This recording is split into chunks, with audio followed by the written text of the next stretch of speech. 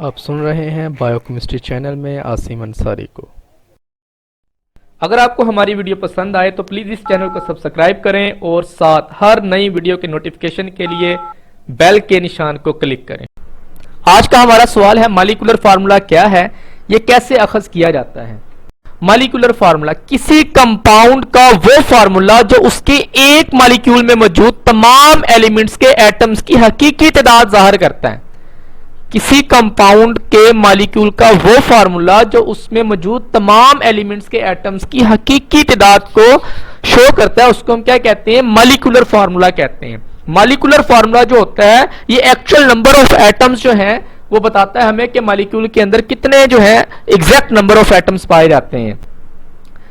Molecular formula empirical formula से ही अखज़ किया जाता है। मिसाल के तौर पे देखें, यहाँ पे molecular formula is equal to n into empirical formula. तो यहाँ पे एन की कीमत जो है 1, 2, 3 और इससे आगे अदाद पर मुश्तमिल हो सकती है। एन को आपने निकालना है कैसे, एन जो है, एन को निकालने के लिए किसी भी मॉलिक्यूल के मॉलिक्यूलर मास को आपने उसके एम्पेरिकल फार्मूला से डिवाइड कर देना है। मतलब यहाँ पे देखिए बेंजीन का मॉलिक्यूलर मास 78 AMU है और एम्पिरिकल फार्मूला मास जो है इसका 13 AMU है। तो 17 ओवर कितना हो जाएगा 13 इज इक्वल टू कितना हो जाएगा 6। तो इसके लिए n की वैल्यू कितनी हो जाएगी 6। अब हम देखते हैं कि बेंजीन जो है इसका मॉलिक्यूलर फार्मूला क्या होगा। तो मॉलिक्यूलर फार्मूले की इक्वेशन हमको पता है, molecular formula is equal to n into empirical formula होता है।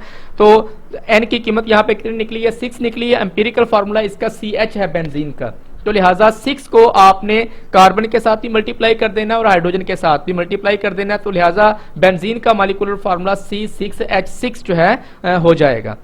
जब n की कीमत 1 हो तो कंपाउंड्स के एम्पिरिकल फार्मूले और मॉलिक्यूलर फार्मूले एक जैसे ही होते हैं। मसलन देखें H2O पानी जो है, तो पानी के अंदर जो है n की कीमत जो है ना वो जब आप इसको निकालते हैं तो वो 1 निकलती है। और हाइड्रोक्लोरिक एसिड इसके अंदर भी n की कीमत 1 ही होती है। तो लिहाजा इन्हीं के मॉलिक्यूलर फार्मूले और एम्पिरिकल फार्मूले एक ही हैं। पानी का एम्पिरिकल फार्मूला H2O है, इसका मॉलिक्यूलर फार्मूला भी H2O ही है। हाइड्रोक्लोरिक एसिड का एम्पिरिकल फार्मूला HCl है, इसका मॉलिक्यूलर फार्मूला भी HClE है।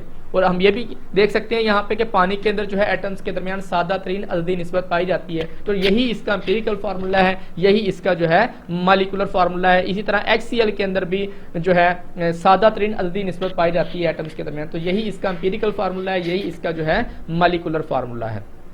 देखिए यहाँ पे हमारे पास एग्जांपल्स है, हाइड्रोजन पर ऑक्साइड, तो H2O2 ये एग्जैक्ट नंबर ऑफ रेशो बता रहा है एटम्स की जो इसके अंदर पाए जाते हैं। तो ये इसका जो है मॉलिक्यूलर फार्मूला होगा ये वाला। लेकिन ये एम्पिरिकल फार्मूला में देखें ये एग्जैक्ट नंबर ऑफ रेशो नहीं बता रहा, ये सादा तरीन अल्दी निस्बत को ज़ाहिर कर रहा है, ये इसका एम्पिरिकल फार्मूला है। इस तरह बेंजीन जो है, बेंजीन में देखें C6H6 जो है ये एग्जैक्ट नंबर ऑफ रेशो बता रहा है एटम्स की जो इसके अंदर पाई जाती है। तो लिहाजा ये इसका मॉलिक्यूलर फार्मूला है। और CH जो है इसमें देखें एग्जैक्ट नंबर ऑफ रेशो नहीं है बल्कि सादा तरीन यहाँ पे अल्दी निस्बत है। तो ये इसका एम्पिरिकल फार्मूला है। ग्लूकोज के अंदर देखें C6H12O6, ये ज़ाहिर कर रहा है कि ग्लूकोज के एक मॉलिक्यूल में कार्बन के 6 एटम्स हैं, हाइड्रोजन के 12 एटम हैं और ऑक्सीजन के 6 एटम जो है उसके एक मॉलिक्यूल में पाए जाते हैं। ये उसकी एग्जैक्ट नंबर ऑफ रेशो है एटम्स की जो इसके अंदर पाई जाती है। लेकिन यहाँ पे देखें CH2 ये एग्जैक्ट नहीं है, CH2O के अंदर एग्जैक्ट नंबर ऑफ रेशो नहीं है एटम्स की, यहाँ पे 1:1 की रेशो है यहाँ पे। तो ये इसका क्या हो जाएगा, ये इसका एम्पिरिकल फार्मूला हो जाएगा।